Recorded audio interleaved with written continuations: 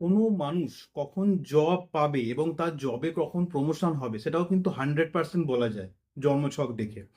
তার নিয়ম কি? তার নিয়ম হচ্ছে ট্রানজিটিং জুপিটার বা স্যাটার্ন যখন তার 7th হাউস বা 9th হাউস লর্ডকে অ্যাসপেক্ট করবে বা 7th হাউস বা 9th হাউসকে অ্যাসপেক্ট করবে, তখনই কিন্তু মূলত সে কোনো চাকরি পাবে বা চাকরিতে তার প্রমোশন হবে।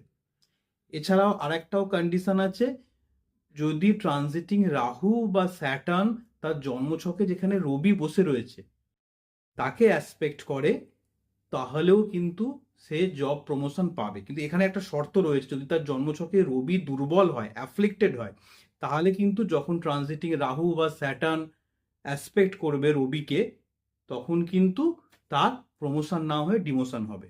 তো অবশ্যই আপনারা যদি কেউ জানতে চান কখন জব হবে বা কখন জবে প্রমোশন হবে, 100% সেটা বলা সম্ভব।